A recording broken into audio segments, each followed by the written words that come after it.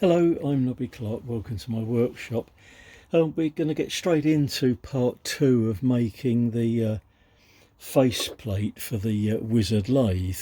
I decided that I'm going to machine 4 slots around here, and between the slots here I'm going to drill and tap a 6mm hole. The slots will be 6mm as well, because I have a 6mm studs and toe clamps for my fixture plate, which I think will probably work on this. Now, to set it up for this operation, I think the easiest way to do it is to use what I've got mounted on the bed of the milling machine here. Is you just see the edge of it here is my rotary table, and on the top of the rotary table you see I've got the faceplate from the Myford lathe. When I bought the rotary table some years back, in addition to the rotary table, I bought an adapter which has a boss with the Myford spindle nose thread on the top, so that the faceplate will go straight onto it. You can also put the lathe chuck onto this as well if you need to.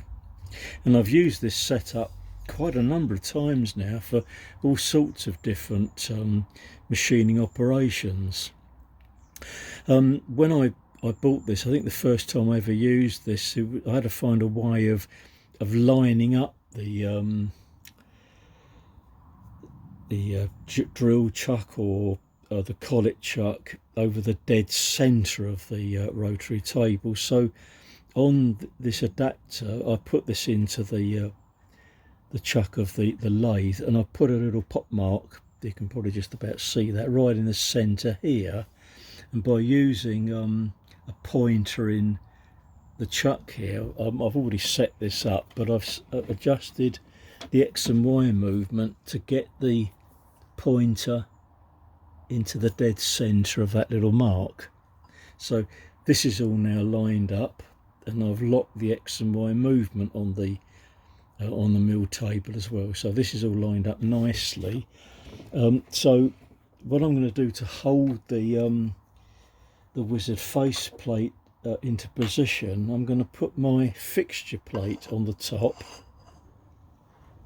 and then I can line up the fixture plate with the very centre a threaded hole here. So if I lock that in position firmly, I can lock the plate onto the faceplate, the Myford faceplate. And once that's locked into position, I can put the Wizard faceplate on, and then bring the pointer back down again, and then locate that in the centre. And then what I was going to do to hold this in a position to start with is just use perhaps some toe clamps to hold this down, so everything is locked in position. Then I can raise this up and put a stud through the centre here and clamp it in the centre position. I think that'll be enough to hold it, and then the other option is putting toe clamps across here as well, or instead of, so I've got something to hold this down while I use the table to rotate this around to the various positions that I need to cut the slots and drill the holes for tapping. So I think that'll work. So what I'm going to do now, I'm going to set all this up, and then I'll bring you back to show you basically what it looks like. So bear with for this.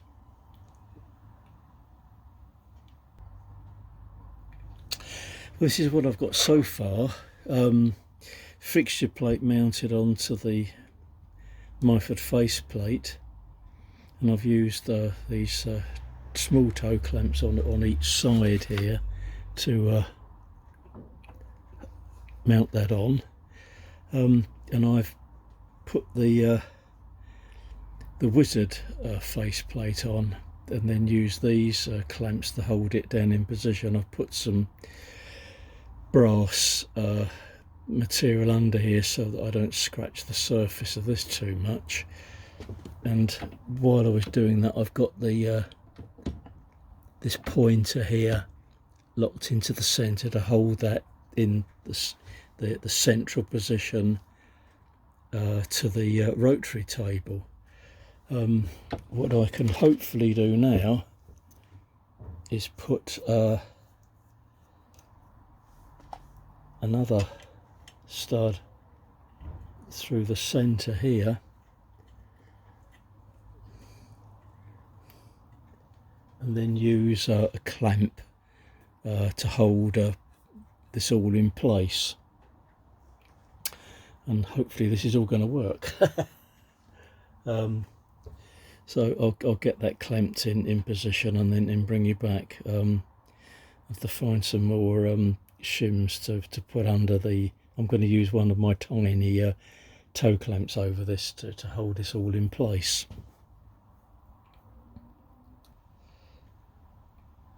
Well, hopefully this setup will work. I've used a tiny toe clamp in the centre here, and I've put some shims, and you can just about see some little shims underneath here to hopefully not mark up the plate and give us a slightly better grip to it. And I've torqued the flange nuts down here really tight on here and on these clamps onto the fixture plate.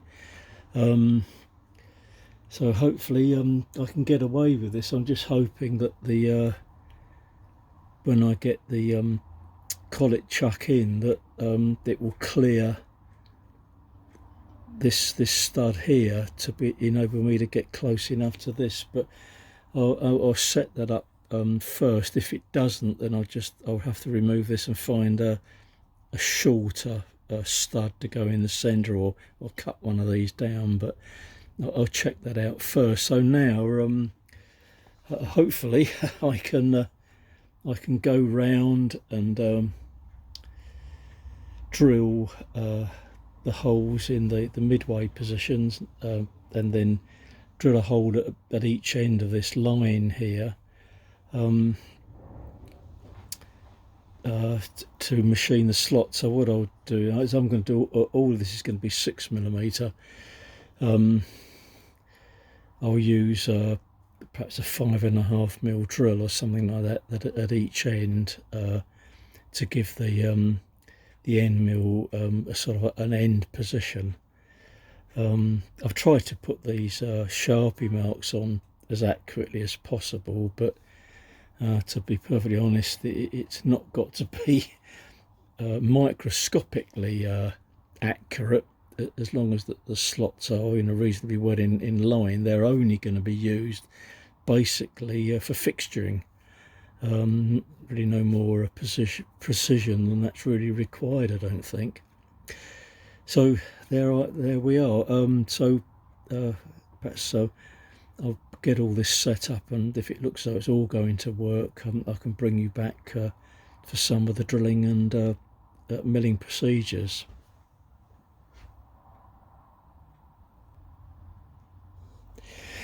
Right, I'm going to drill the holes for tapping first. I've got to be creative in doing this. I was hoping I could drill and tap them on this side nearest to me, but I can't because this milling machine is far too small, really. I've not got enough travel to get the table back far enough against the column to work on this side. I could probably have moved the rotary table to the outer slot, but I think it's probably the setup is probably safer with it mounted in the middle slot of the mill, but I don't think that's going to be a problem. I can see over the top to do that. I think whichever side I'm working on, I don't think it matters too much. So I've put a tiny pointer in here so that I can line this up with the little Sharpie mark that I made, and then I can use a centre drill and then drill it through 5mm for the tapping drill size for the 6mm thread. So let's get the and I've locked the position on here, locked the tab in X and Y so that I keep the position of the pointer the same for all of the holes. So it's good to take that out without blocking too much of your view, which is probably going to be impossible, but anyway, let's get the centre drill in. And we'll drill, get that in position.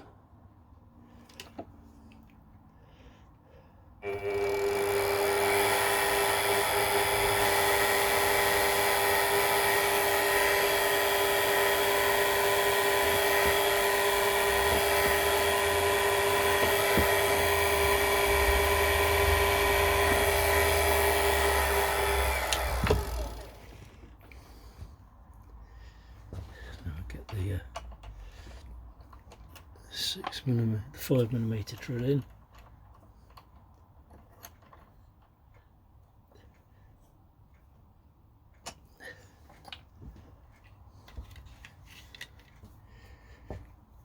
And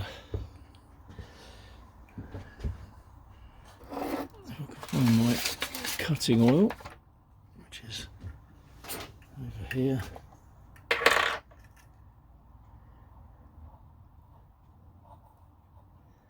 Seal that on.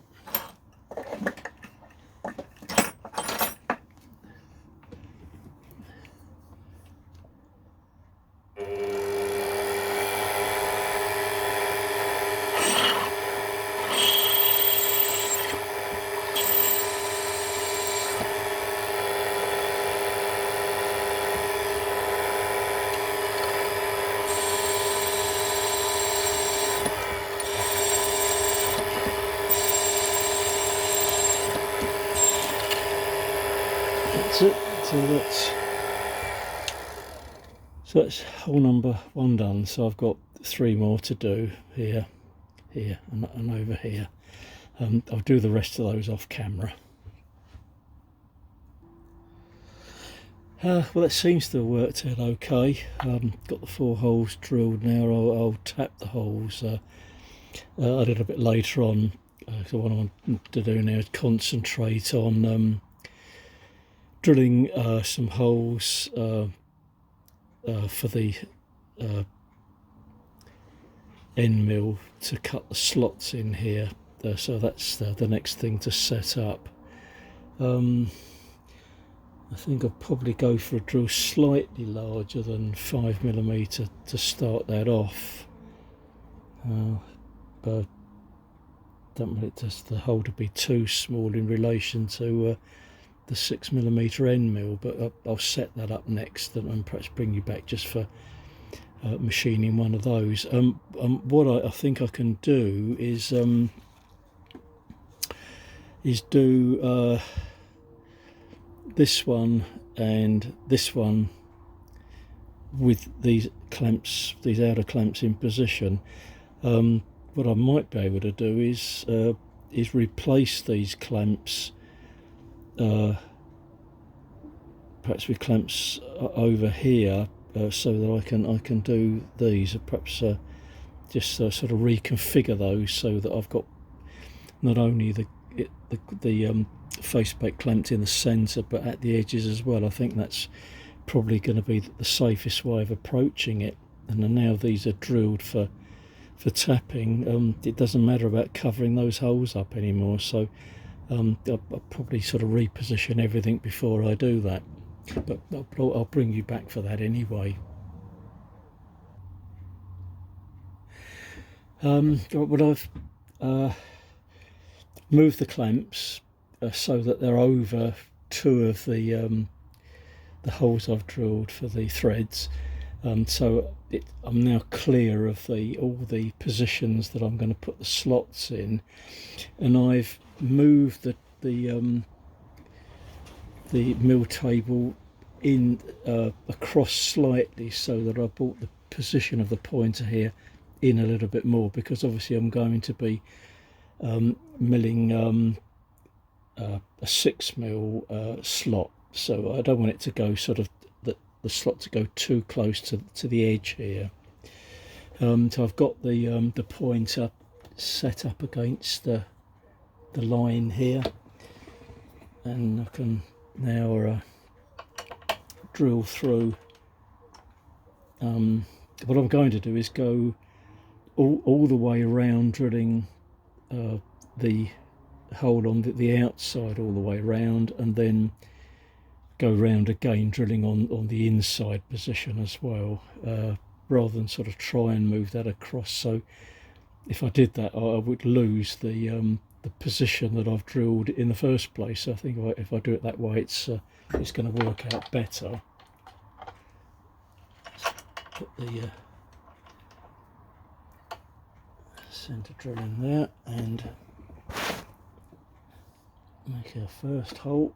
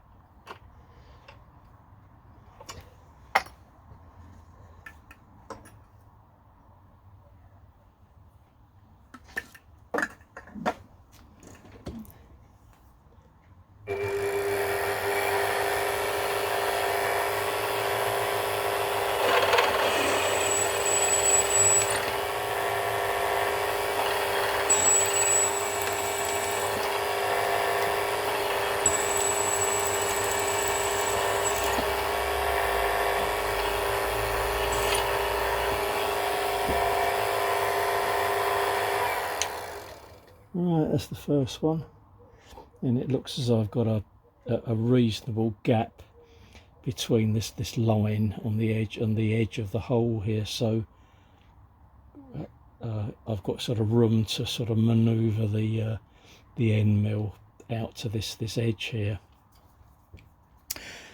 So I'll drill all the others around here off camera and bring you back.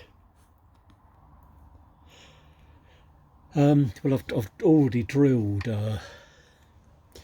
the inner hole in 3 positions. This is the final one, so I thought I'd just bring you back for the very last one before this is all set up for the end mill milling across these holes here.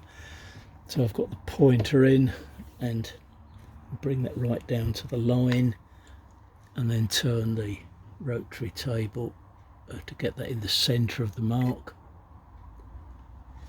Lock that in place. And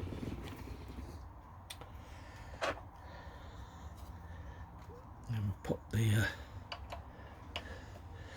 centre drill in.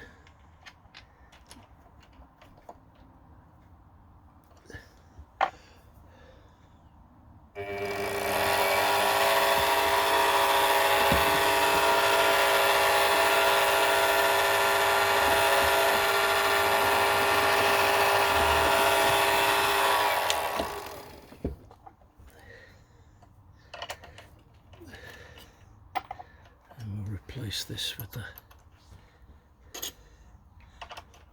sorry, a bit of my hand right in the way, but at least you can see the drill going in. Make sure the drill's nice and clean, and if I can find the brush, I'll put some cutting oil on that. That's it. And the final hole.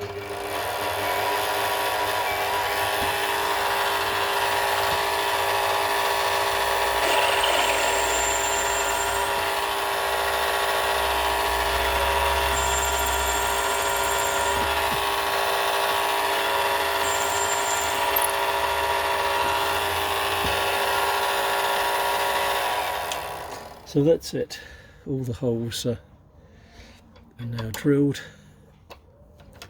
Let's take that drill out the way. Just get those chips off there. So that's it. All the holes are in position. So if I run this round, you can see I've got everything prepped, ready to do the slots. And obviously I'll bring you back perhaps for one of those, because the plate obviously is just under 3/8 of an inch thick here, and so it's about 3/8 of an inch thick, so it's quite a bit to get through. But I'll try and find a nice sharp 6mm end mill to machine this through. So I'm hoping that won't take too long. But it's late in the day now, so I'm going to take a break and complete this tomorrow.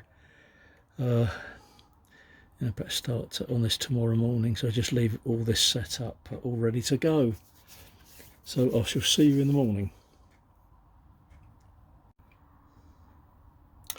Right, well, the final job basically will, apart from tapping the holes, is joining these two holes together. So I've already cut one of them just to check it all out, which it seemed to work okay. I've used the pointer again to line up with the centre line that I used to line up the drill for the first part of the operation. So I've lined this up again. I've also dropped the pointer into these holes to make sure it lines up reasonably well. So what I've got to do now is replace the drill chuck with a collet chuck with a 6mm end mill, so that I can join across these two. It's a bit of a long drawn out exercise doing this, but I can sort of bring you in just for a little bit of it. Take that chuck and pointer out, and we'll replace it with a 6mm end mill. Lock that in place.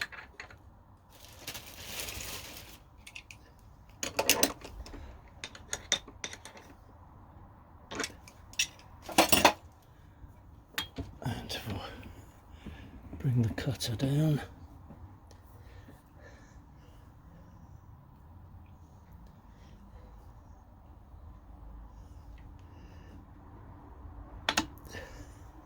I'll only show just a little bit of this because I'm taking it very, very slow, taking quite light cuts, and it's obviously quite a deep hole as well. The thickness here is just under 3/8 of an inch thick, and I was going to machine some of the underside out, but decided against that in the end. So I'll start this process off and then probably bring you back when I've got the cutter right the way through. I'm just going to cut the section in the middle first, and once I've broken through, then I can run the end mill from end to end, just to open up the hole from, I think it was 5.5mm up to 6mm.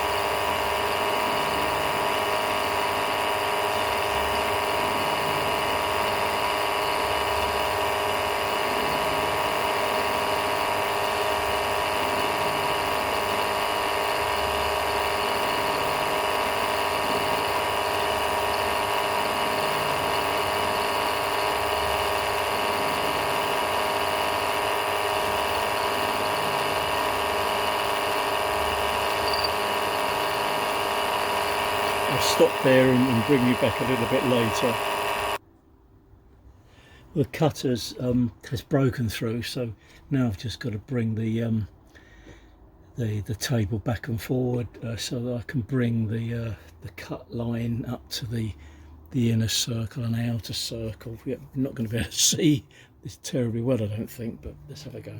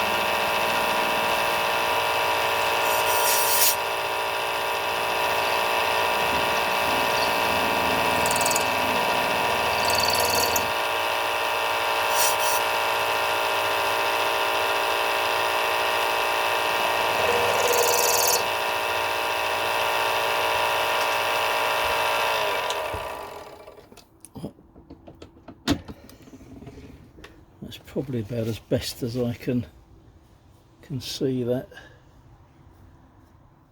Yeah, I think I may need to bring the cutter up to this back line just a little bit more, but apart from that, that's reasonably good. I won't I won't film doing the others because of it. It's sort of just a repetition of what I'm doing, and you're not getting a brilliant view of this anyway. But once I've cut all the others, I'll bring you back, because that sort of is really, I suppose, the end of the sort of milling sequence on this, and the next job's going to be tapping the holes, which I'm going to do with everything in situ.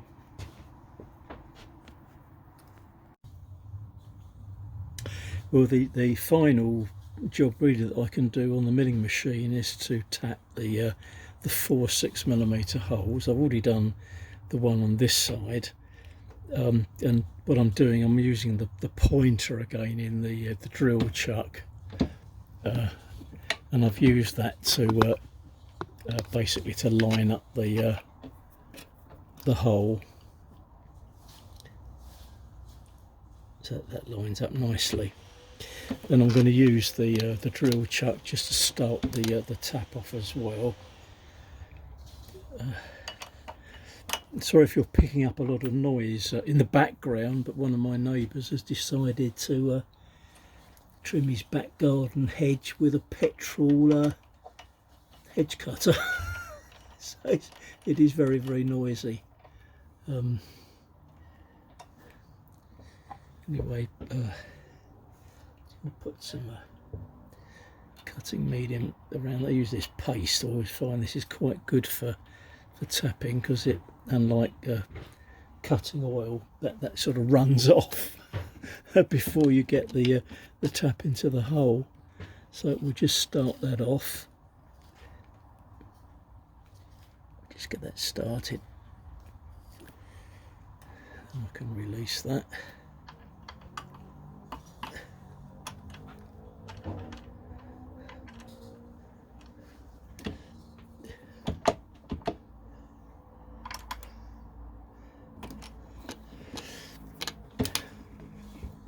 I'm using a very small tap wrench here, so I can clear these screws here.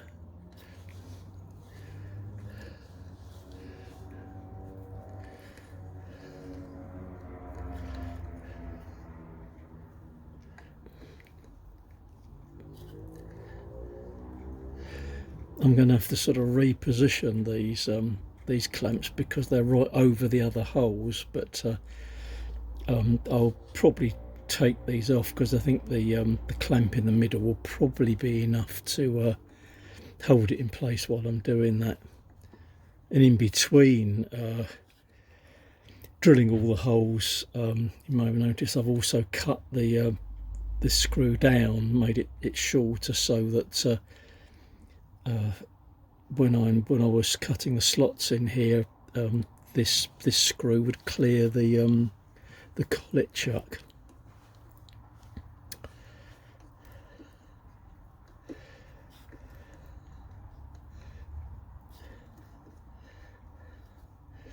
Let's look at the end now, see where that's how it's gone through, but take it in a bit further.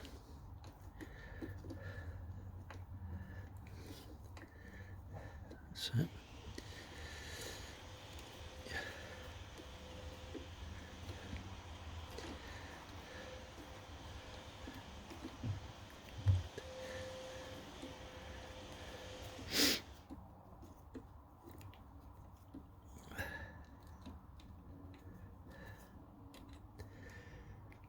Okay, so I'll do the other ones off camera, and then I can bring you back when I've given this a bit of a tidy up, and we can try it out on the Wizard lathe.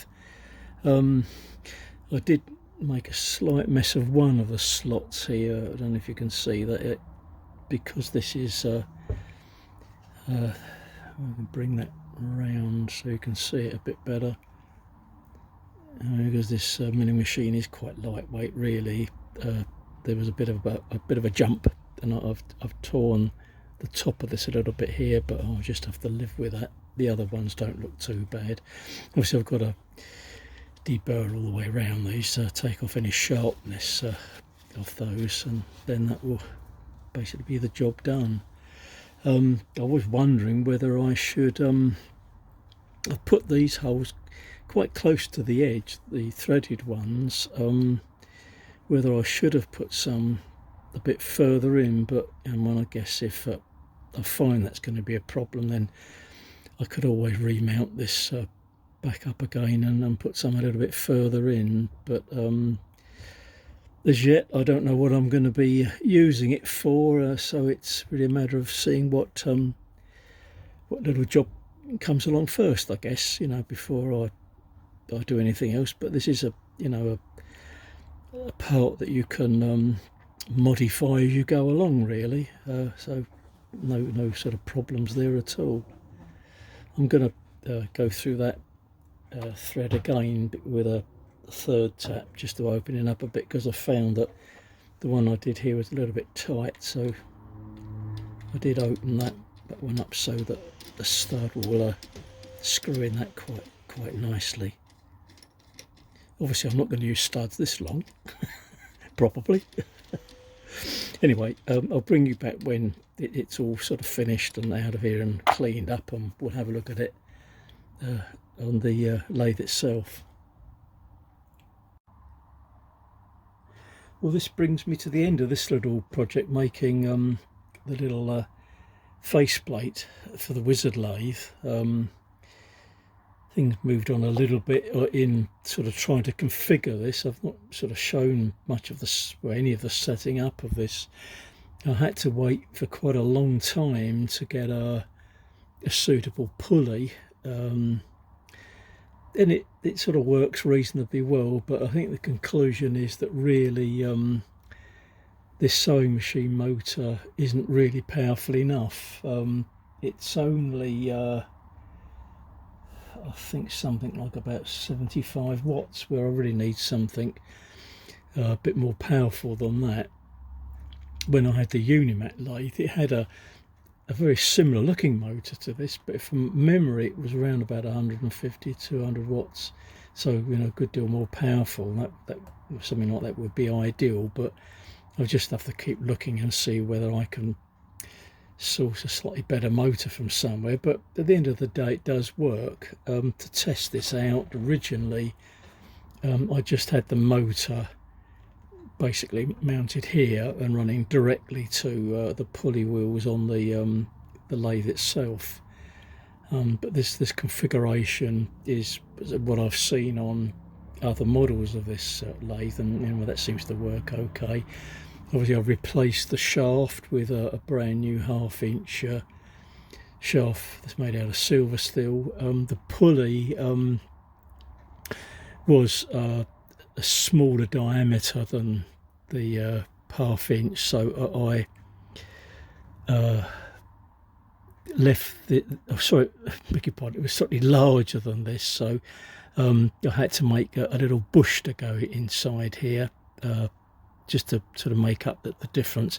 The pulley actually had the possibility of a keyway, but I didn't bother with the keyway. I just mounted this all up using a set screw to hold this in place, and that works fine. The only other thing I've done, I suppose, is I did show making a Morse taper 0 so that I could mount this much nicer drill chuck on here. And obviously I've removed the 4-jaw chuck that came with the lathe, and now my face plate will get that started. My face plate will fit sort of nicely in place, so I've got another option now for holding material in place. And this sort of setup is basically how the lathe would have come when they were bought originally back in the 1940s. It would have come with a faceplate, and the chuck would have been offered as an extra if you wanted it. They did list the 4-jaw chuck. I don't know whether there was a 3-jaw chuck available for it, but a 3-jaw chuck is something that I'm going to try and find as well for this. Perhaps if I could find perhaps a Unimat chuck and adapt that to fit the lathe. From looking at illustrations of the Wizard lathe, I think the faceplate may have been a little bit larger than this, but it's this size because that was actually the material I had. I didn't have any material larger than this to make a bigger one, so I'm sort of quite happy with the size of that, because this lathe is only going to be suitable for machining quite small pieces of material anyway, so it's never going to be used to the capacity of perhaps a much larger faceplate.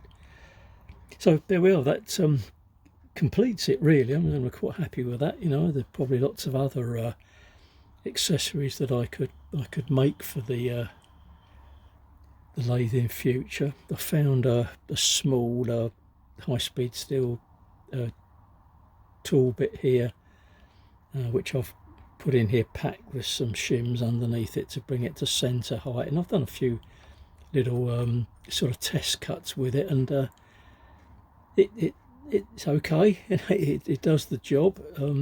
Obviously it's not going to do quite the same type of work that I can do with my other Chinese mini lathe or the Myford lathe, obviously, but this is such fun to use.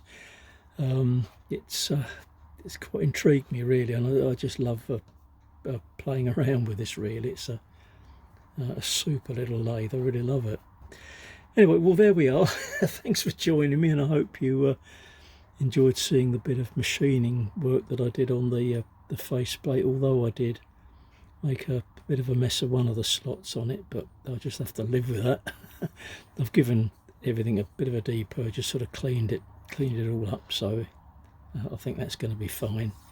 And luckily I haven't damaged the surface on this either. I think using those little brass shims under the toe clamps has stopped me from putting big gouges or scratches in that, which I'm quite pleased about as well. Anyway, thanks for joining me again, and thanks to all the subscribers to the channel, and all the comments I'm receiving as well. And I hope to have another video for you very, very soon. So bye bye from me. Bye now.